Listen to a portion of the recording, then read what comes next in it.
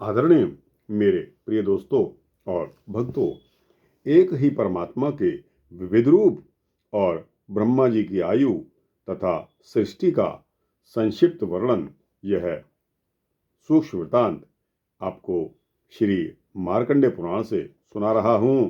दोस्तों, यह सूक्ष्म वृत्तांत है और ज़्यादा से ज़्यादा 15 मिनट का होने वाला है।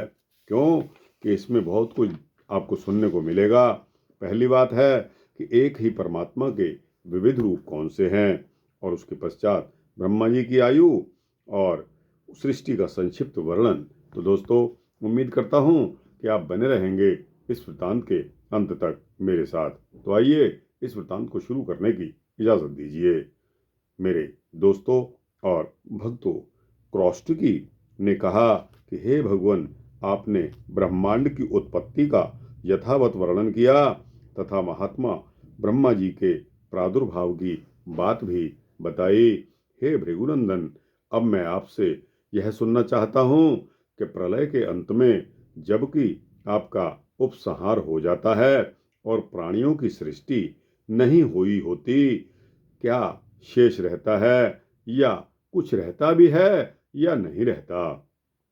मार्कंडेय जी ने कहा कि हे मुने, जब यह संपूर्ण जगत प्रकृति में लीन हो जाता है, उस समय की स्थिति को विद्वान पुरुष प्राकृत प्रलय कहते हैं। जब अव्यक्त प्रकृति अपने स्वरूप यानी कि गुणों की साम्यावस्था में स्थित होती है तथा महत्वता आदि संपूर्ण विकारों का उपसंहार हो जाता है, उस समय प्रकृति और पुरुष समान धर्मा यानी कि निष्क्रिय निर्विकार होकर रहते हैं। उस समय सत्व और तम समान रूप में और परस्पर ओतप्रोत रहते हैं तथा जैसे तिल में तेल और दूध में घी रहता है, उसी प्रकार तमोगुण और सत्वगुण में रजोगुण घुला मिला रहता है।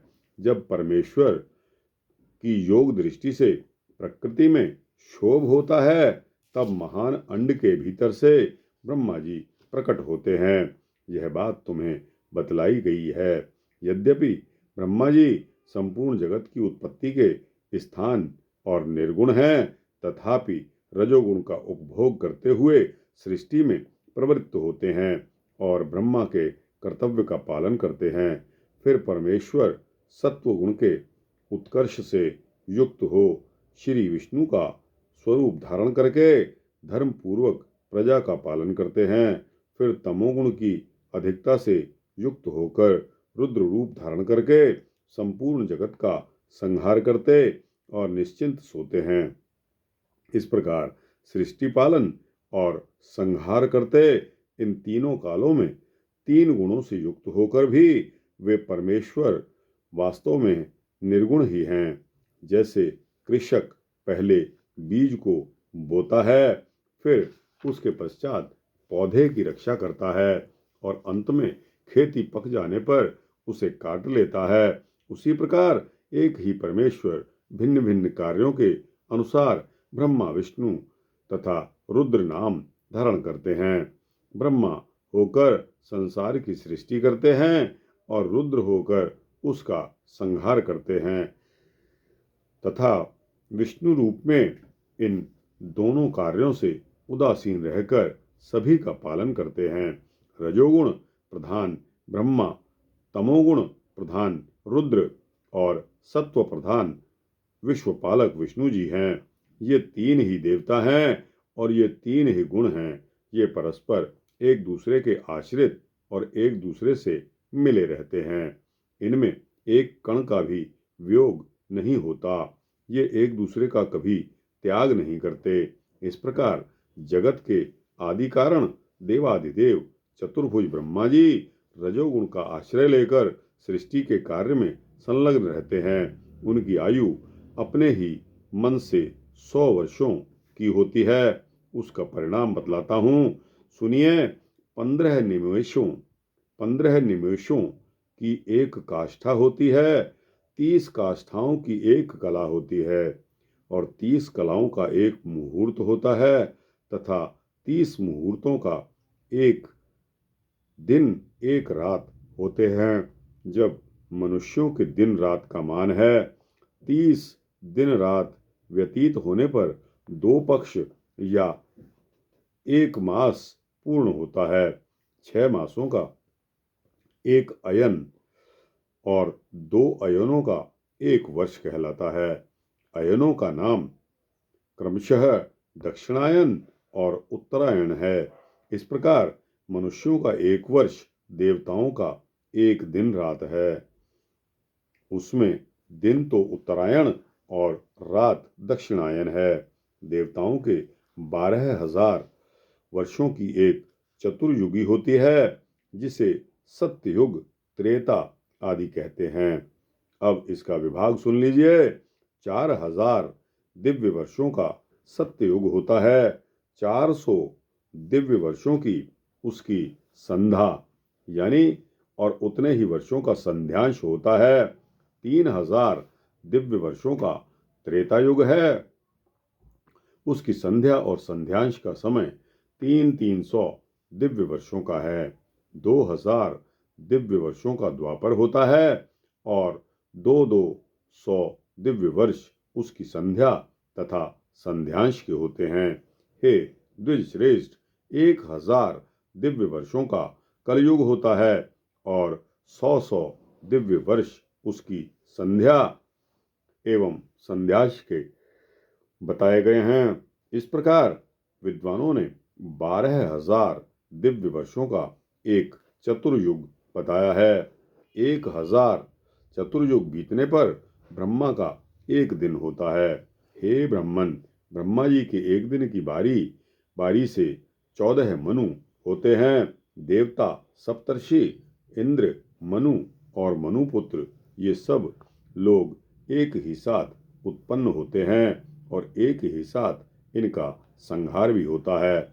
इस प्रकार 71 चतुर्युगों से कुछ अधिक काल का एक मनवंतर होता है। अब मनुष्य वर्ग की गणना के अनुसार मनवंतर का मान सुन लीजिए। पूरे 30 करोड़ 67 लाख 20,000 वर्षों का एक मनवंतर होता है। कितना होता है? 30 करोड़ 67 लाख 20,000 वर्षों का एक मनवंतर माना गया है। देवताओं के 1 वर्ष से एक मनवंतर में 8,52,000 वर्ष होते हैं। इस काल को 14 गुना करने पर ब्रह्मा जी का 1 दिन होता है।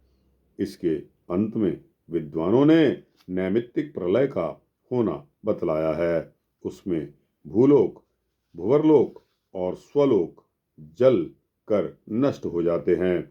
महरलोक बच जाता है, किंतु नीचे के लोकों के जलने से इतना ताप पहुंचता है कि उस लोक के निवासी जनलोक में चले जाते हैं। फिर तीनों लोक एक महासमुद्र के गर्भ में छिप जाते हैं। ब्रह्मा की रात आ जाती है, इसलिए वे उसमें शयन करते हैं। ब्रह्मा के दिन के बराबर ही उनकी रात भी होती है। उसके बीत जाने पर सृष्टि का क्रम फिर से चालू होता है।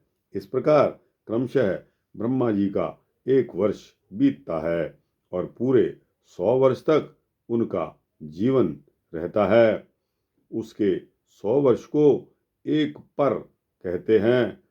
उसमें से 50 वर्षों की परार्ध संज्ञा है। इस तरह ब्रह्मा का 1 परार्ध बीत चुका है। उसके अंत में पाद्य नाम से विख्यात महाकल्प हुआ था। हे ब्रह्मन, अब उनका दूसरा परार्ध चल रहा है। इसमें यह दाराह कल्प प्रथम कल्प है। क्रौष्टुकी ने कहा कि सृष्टि के आदिकर्ता तथा प्रजापतियों के स्वामी भगवान ब्रह्मा जी ने जिस प्रकार प्रजा को उत्पन्न किया है, उसका मेरे लिए विस्तार पूर्वक वर्णन कीजिए।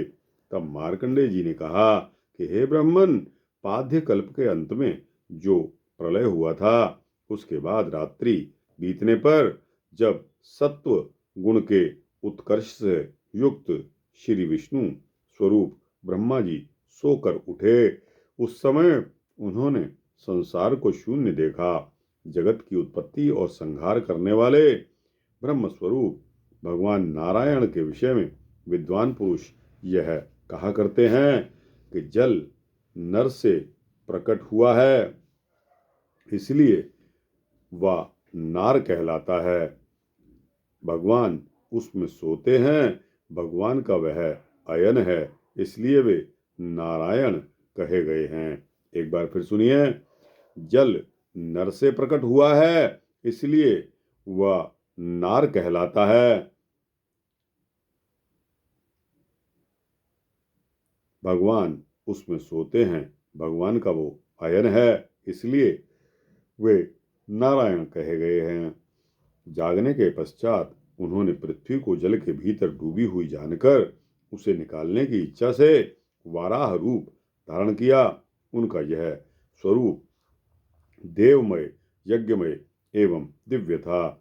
उन सर्वव्यापी भगवान ने वाराह रूप से ही जल में प्रवेश किया और पाताल से पृथ्वी को निकालकर जल के ऊपर रखा। उस समय जनलोकवासी सिद्धगण उन जगदीश्वर का चिंतन एवं स्तवन कर रहे थे। पृथ्वी का आकार बहुत विशाल और विस्तृत है, इसलिए यह जल में डूब नहीं पाती। तदनंतर पृथ्वी को बराबर करके भगवान ने उस पर पर्वतों की सृष्टि की। पूर्व कल्प की सृष्टि जब प्रलयाग्नि से दग्ध होने लगी, उस समय सारे पर्वत पृथ्वी पर खंड खंड होकर बिखर गए और एक कारणों के जल में डूब गए।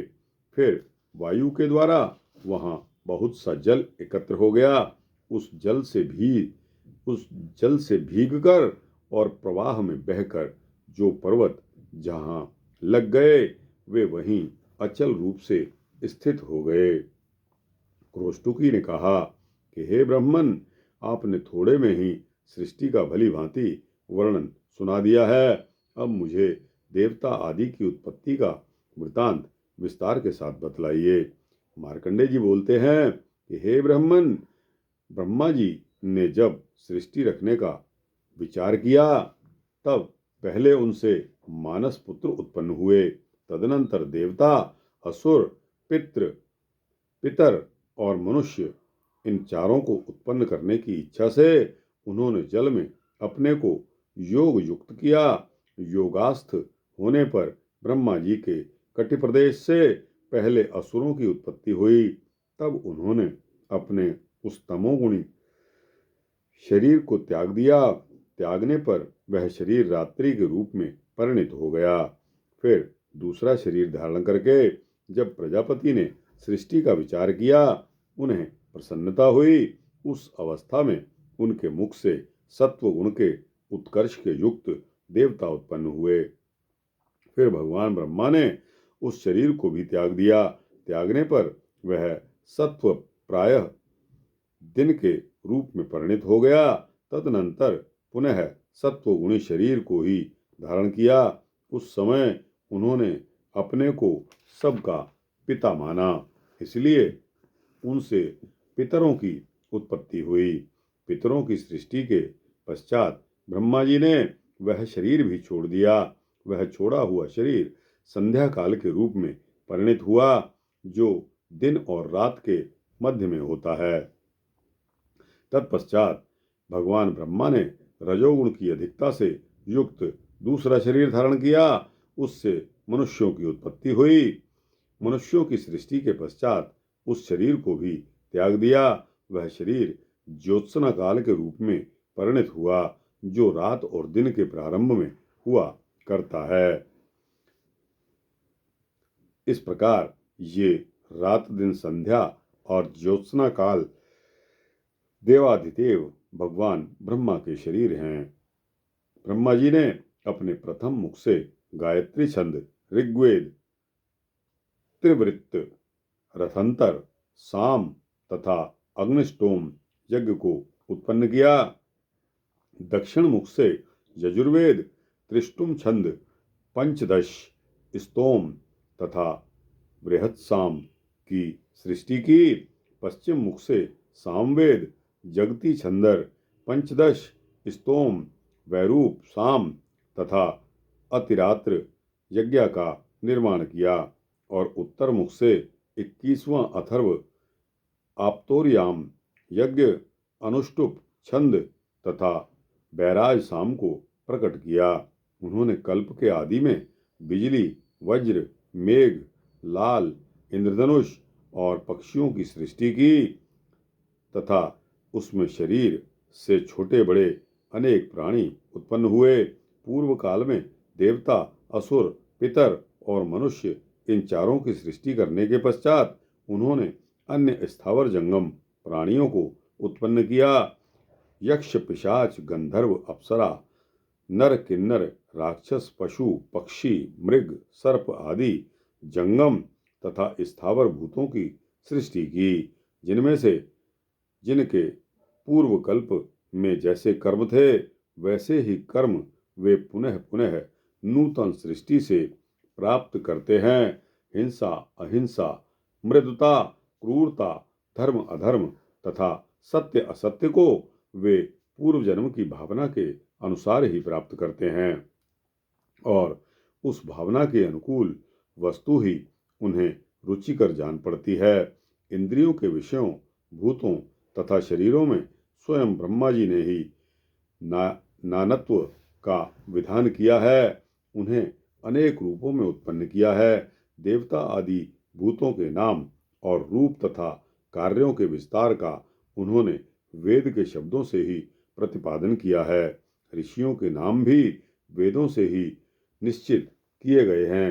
ब्रह्मा जी की रात्रि का अंत होने पर उन्होंने देवता आदि जिन जिन भूतों की सृष्टि की है उन सभी के नाम, रूप और कर्तव्य का ज्ञान भी वे वेदों से ही प्रदान करते हैं।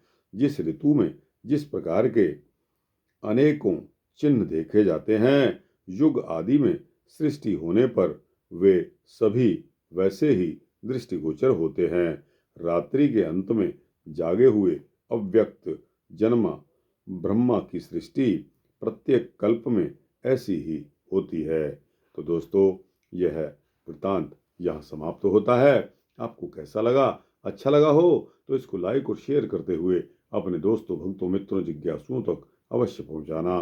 कमेंट सेक्शन में अपनी राय देना और इस चैनल को सब्सक्राइब कर देंगे तो आपको इसी तरह के सूक्ष्म भक्ति वृत्तांत सबसे पहले मिलेंगे। जय श्री सीतारामचंद्र भगवान की जय।